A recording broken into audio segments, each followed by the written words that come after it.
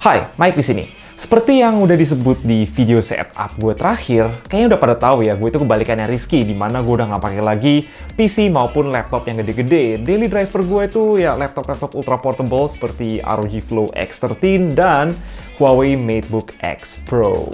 Mau itu buat ngedit foto, ngedit video, mau buat main Genshin, mau buat nonton anime, bahkan baca doujin, ya semuanya gue pakai laptop-laptop yang ultra portable tadi. Masalahnya ini kan portnya terbatas ya, dan gue agak kesulitan nyari solusi dongle yang komprehensif, sampai pada akhirnya nemu sebuah dongle serba bisa dari PX.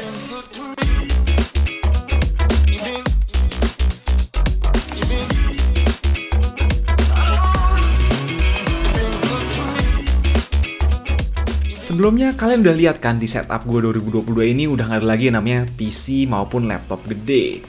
Nah, makanya sempat nyari dongle USB-C yang bener-bener lengkap seperti PX UCH600 ini. Seneng lah akhirnya bisa dapet dongle impian, tapi kita harus cek dulu ya apa sesuai dengan spesifikasi. Impresi pertama cukup besar ya, ini ada sedikit perbandingan dengan enclosure NVMe konvensional dan beratnya kurang lebih seberat HP. Bodinya ini full dari metal aluminium polos dan sangat estetik ya, dan solid untuk setup yang simple minimalis. Untuk menyambungkan ke laptop, ada kabel USB-C yang panjangnya sekitar 23 cm, dan ada sederet port di satu sisi plus port SSD M.2 NVMe di bawah yang nanti kita bahas. Kelengkapan lainnya berupa thermal pad serta pengunci karet cadangan untuk SSD.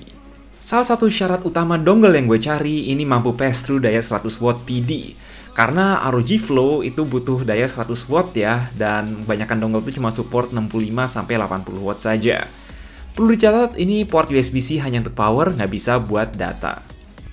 Interface-nya sendiri ini USB-C 3.2 Gen 2 10 Gbps biar speed transfer data maksimal.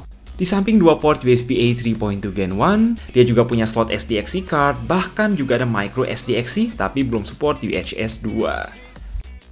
Yang agak sulit dicari itu juga slot M.2 NVMe, banyaknya dongle cuma support M-SATA, ini nggak tanggung-tanggung bisa dipakai buat M.2 NVMe 3.0 SSD beragam ukuran.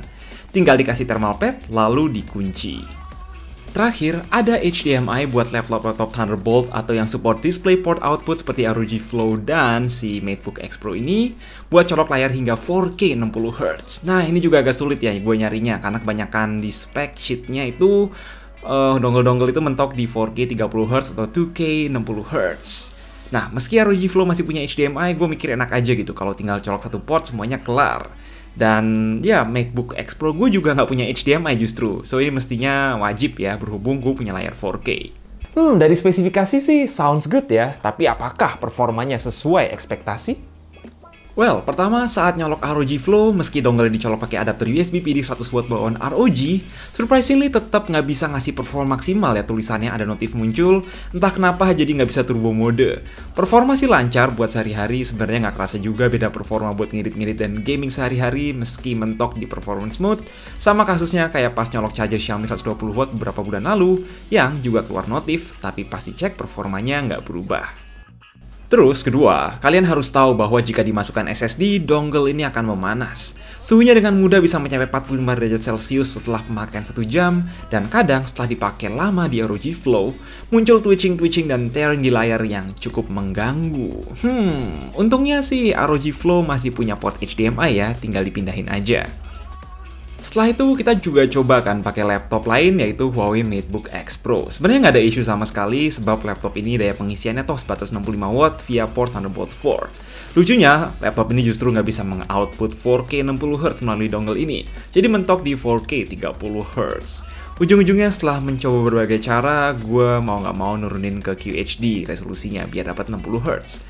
Sayang sekali kesannya nih dongle agak pilih-pilih soal 4K 60Hz-nya. Overall, tapi ditanya untuk speed transfer sesuai spek ya, ini kan USB-C 10 Gbps, jadi speed transfer SSD-nya mendekati 900 hingga 1000 MB per detik yang normal. Untuk membaca SSD eksternal via dua port USB-A 5 Gbps-nya pun speednya mentok-mentok aja, tidak ada masalah soal kecepatan transfer data. Di samping kompatibel dengan Windows dan Mac OS X, dongle ini juga kami iseng colok ke HP Android dan ternyata bisa. At least untuk Huawei P30 bisa baca baik SD card dan SSD, bahkan bisa output desktop mode. Lalu untuk Xperia One Mark II cuma bisa buka SD card tapi nyuruh ngeformat SSD. Sedangkan di Galaxy Note 10 Plus kurang hoki nih guys, karena nggak kebaca apa-apa sama sekali. Oke, apakah ini dongle yang murah? Bukan. Apakah ini dongle yang sempurna? Bukan juga. Tapi apakah ini sebuah dongle yang sangat komprehensif buat kalian yang punya Ultrabook dan punya kekurangan storage, terus juga kekurangan port dengan pengisian daya 100 watt ke bawah?